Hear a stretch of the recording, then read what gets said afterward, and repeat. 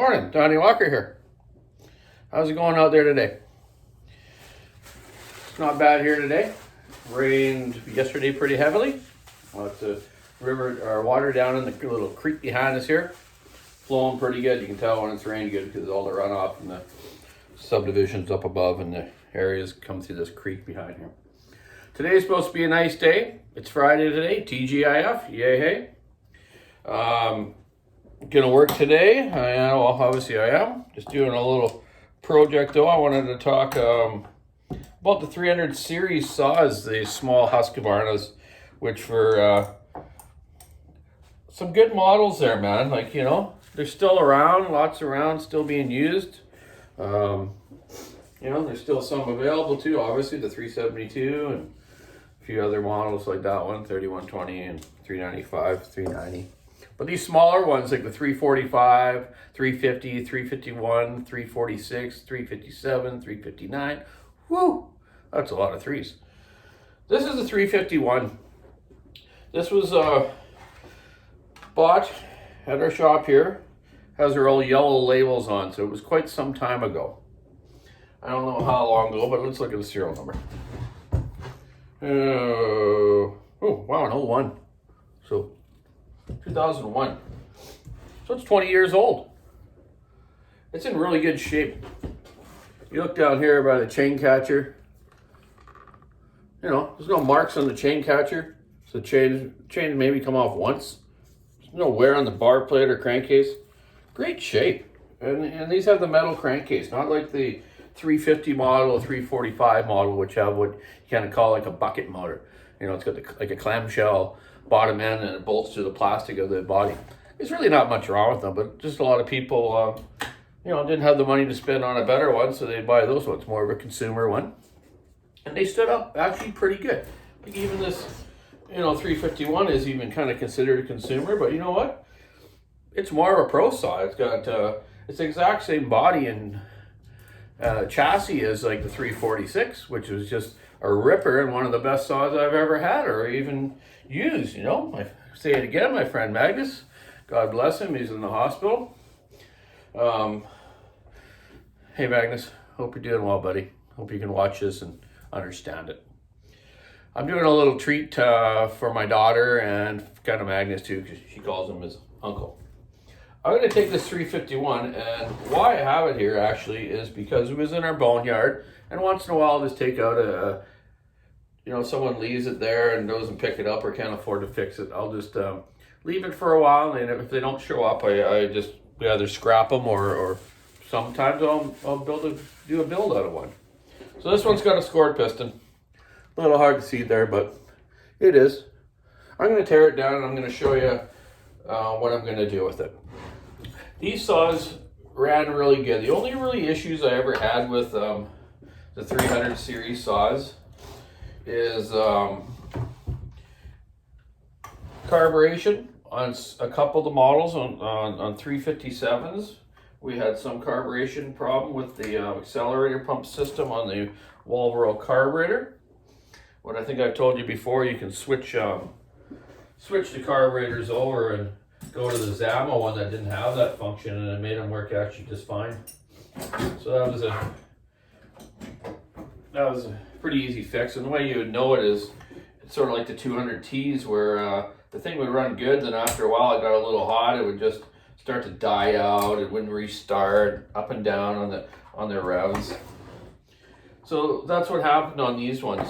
Other than that, not many problems, only operator abuse, which is a lot of the issues. Or people leave old gas in them and try to run them with, you know, with old gas, and they get a little scored or a dull chain, eh? It can be a combination of things. So disassembly of these is pretty easy. These are easy saw to work on. I've already took the muffler off, obviously, to see when it was scored when the customer brought it in. How many years ago? I don't know. It's been sitting in the shop quite a while. So that was a screw on the side of the cylinder, which has a mount to the handlebar. You know, Husky's been known for good anti-vibration through the years, and now still is catching up with them on some of their new models. And definitely they are, because my faller buddies that have ran both, you know, they have very sensitive hands. My one buddy, Don Betts, was in the other day, and he runs a older model still, 461, where he can only run it for, you know, half a day and his couple fingers are numb, eh? So now he just bought a 500i, but he's always been a husky guy too. And he just says, wow, that thing's nice and smooth. My hands don't bother me at all today. So I like to always take the handlebars off. It makes it easier to get the cylinder and stuff off, and then you can inspect your mounts and fuel line and whatnot too. I usually start off by cleaning the heads of the screws out. You know, it's very easy to strip Allen screws. Speaking of screws, it's nice that Husky has gone to Torx screws like Still had. I don't know, maybe the patent ran out on Torx screws with Still, but now everyone's using them. I also buy these nice tools from Snap-on, and one day I'll show you my tools at my main work. This is where my porting room here in my kind of hobby shop. This is a 4mm Snap-on long Allen driver. Super good ends on them. They never round off unless you misuse them. So that's why I say clean the heads of the screws out, get the sawdust out of there, and then you won't strip them. I try to undo them by hand with my normal T-bars first, so you're not going to strip it with the impact. This impact's not super powerful, but it's good. This is a Makita, a 3/8 drive impact. Just great for working on saws. I have like a 4mm driver, 5mm for the muffler bolts. Then I have an end also like this with Torx, so it I can fit the Stills and the new Huskies. Then I also have little screwdriver end ones too, like Phillips and stuff. But anyways, just thought I'd show you that. So yeah, once the handlebars are off, now you can see everything. I already took the throttle off. These throttles, just kind of work them off the carburetor part here and slide them onto the back handle. Pretty simple system. So yeah, let's get our fuel line off. Always empty your fuel and oil too, so you don't get anything spilling all over your bench and smelling up your room. So throttle off, fuel line off. Switch wire is pretty basic. It just slides on and off, in and out of the little controller there. Okay, so that's off. Now it's only 2 screws to take the carburetor off. You have these little holders on the back here though, the black filter adapter fit into. You just undo those. So now you can get out your carburetor screws a little easier. Some of my drivers, T-wrench drivers I have at work, I have like what you call like a little ball end on the end. So sometimes when you got to get it on an angle on some of these carburetors, the little ball end will fit it really nice and you can drive it off good. So yeah, pretty simple. One thing about these carburetor and intakes, they have a plastic manifold. So you don't want to over tighten these bolts or you'll strip them and it'll suck air and it won't run right. I'm working on Buckins right now, 357, I'm building them, and that was the problem with it. They were stripped and the fella that sent it to him didn't know that and it was sucking air, so I got him a new piece for that. So when I put his build together, it won't be sucking air. So what else we got here? We got so that's off now. I'll just show you this carburetor function. The choke's built onto the filter adapter. So once the choke's on, pull it till it fires, off, pull it again with fast idle, and click your throttle, and it clicks it off the fast idle to idle. Some people didn't understand how this function works, and the switch is always on. One thing you really can't go wrong is once you pull the choke on, your switch is on, so people can't be trying to start it without the switch off. Nice little system, works really good. This is a nice little Walbro carburetor. HDA series. Never had too many problems with these. This one I'll probably put a kit in it just because. Like I say though, this thing's got no hours on it. Super nice shape, except for it's got a scored piston. Okay, so that wasn't bad, eh? Handlebars off, Obviously the muffler first, which I already told you I did. Handlebars. Carburetor, that was super simple, eh? So now, you take your spark plug out. They're already loose.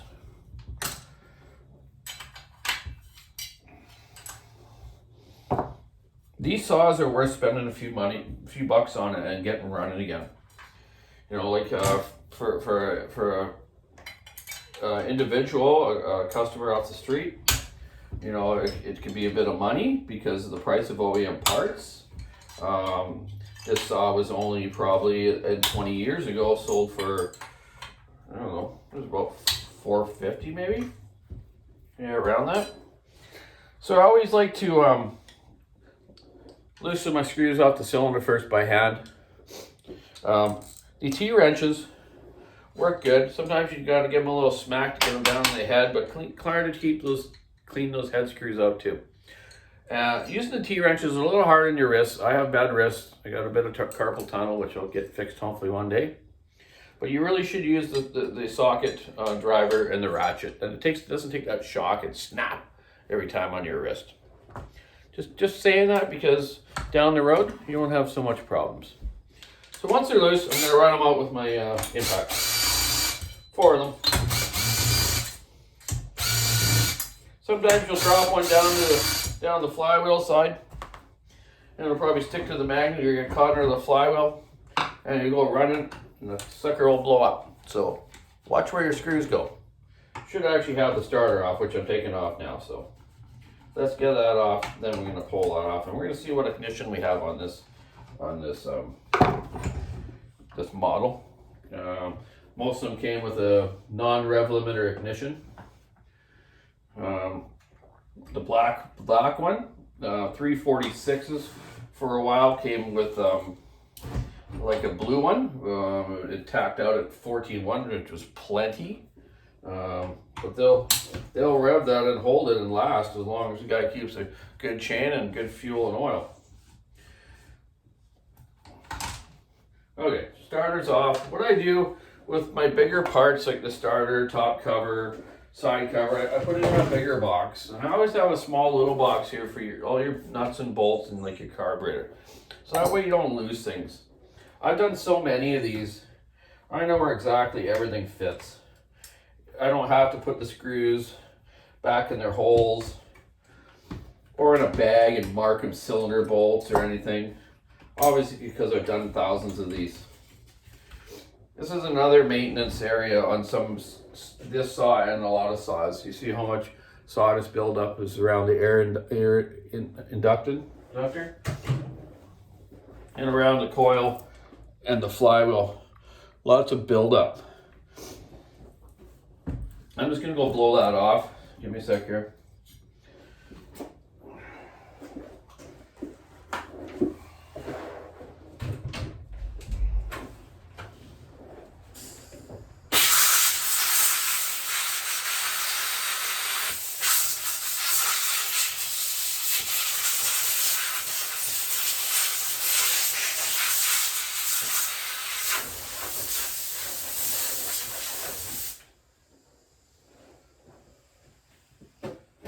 I got that mucky crap out of there. Okay, so yeah, let's pull our cylinder off.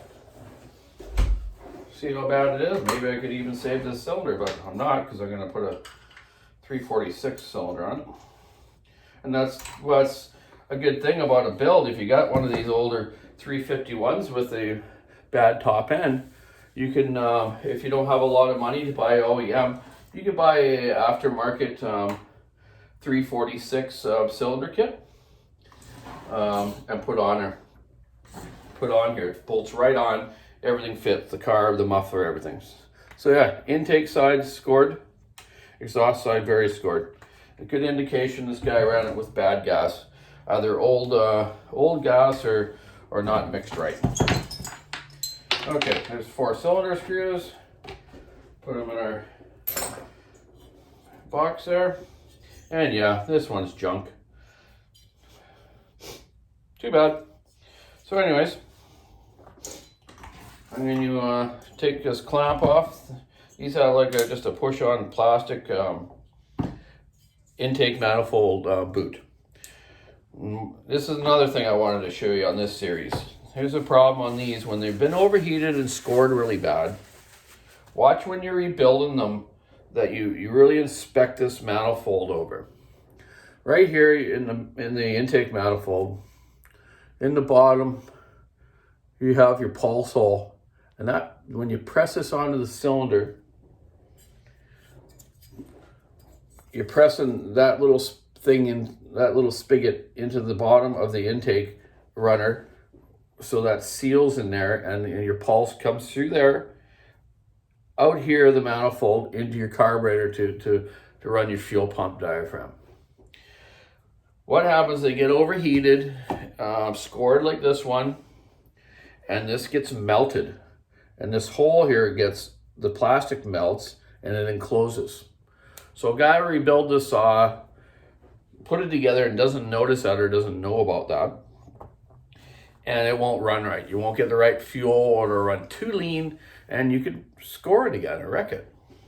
So check that out. Get a new one if you have to, or find another used one in your boneyard or your spare parts and put one of them on. So yeah, visually looking at this, bottom end looks excellent. No bluing of the bottom conrod bearing. The crank's turning over nice and smoothly. So I have no reason to really take this bottom end apart, especially when I look at this side of this, where the serial number tag is, and all this bar plate and this chain catcher. There's no marks on it. This thing's hardly been used. It's not like the new ones where I could plug it into the computer and find out exactly how many hours on it, but when you're experienced like me, you can figure that out. Look at, hardly any carbon in the head. So yeah, it was never used much. Someone made a mistake, which is too bad. Okay, so it has the black ignition, so it's a non-rev ignition. It'll rev to the moon, and that's too bad. They actually should have, these little saws for consumers, they, in the early days, they didn't have the digital ignitions with the rev limiters. It's too bad, because a lot of people burnt up saws, and they wouldn't have, if they would have had those ignitions on them, the blue ones that cut out at 13 or 13.2 or whatever, you know, RPM wise. This has also got a spur sprocket, you call it, on it, and I'll change that over to a floating rim sprocket. That's another consumer thing that they use, but it's the exact same, like I said, as a 346. So I'll be putting 346 clutch drum on it with a 3/8. Actually, I'm going to run 325 segment on it, probably because it's going to be for my daughter Taylor. I'll just run a regular 7-tooth on it with probably an 18-inch bar, and I'll use the new. I'm going to try the new X-Cut Husky chain. It looks pretty good. Yeah. So yeah, I have a 49cc version of the 346. This is a used cylinder, but you can see it's in great shape. It's been ported. I've already done that part of it. I need to clean it up a little bit more, but not much. And I got a nice piston here. The clearance feels good. Yeah, it's been used a little bit, but I'm just gonna put a new ring on it. And this thing will be just a great little saw for it. This, unfortunately, this one doesn't have a compression release, but she's got enough pull. She can get her going. I'll show her how to do the old drop start. So anyways, yeah, so this is gonna be my 346 little ripper. I'll find where I put the muffler, and I'll put a couple little tiny pipes on it, so I'll dual pipe it. So that'll be Taylor's little 346 Magnus Special. And then I'll be able to use it too for doing a little small firewood, or when I'm doing lemon trees after I've taken them down. Yeah, so you see the difference. This type of, more of a 4-port, nice transfer port cylinder. This is like a mini little motocross engine. And like the 357, big round side transfers to it. I really like these They also made a 50.1 version of it. They call it the Japan version. And I don't know why they did that. I guess they were trying to compete a little more with the competition or something. But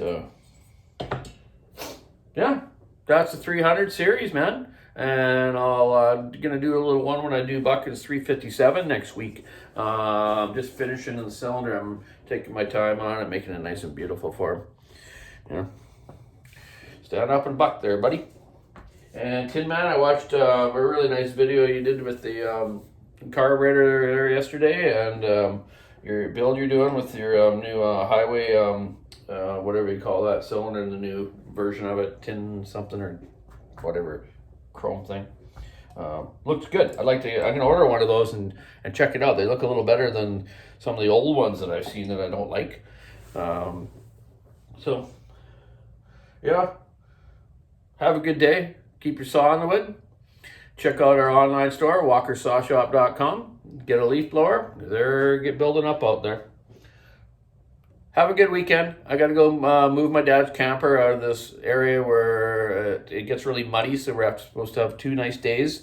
So I'm going to go out there Sunday and move his camper and truck back to his house so he can work on it and clean it up after the summer of camping. So yeah, Mom might drive him up there tomorrow.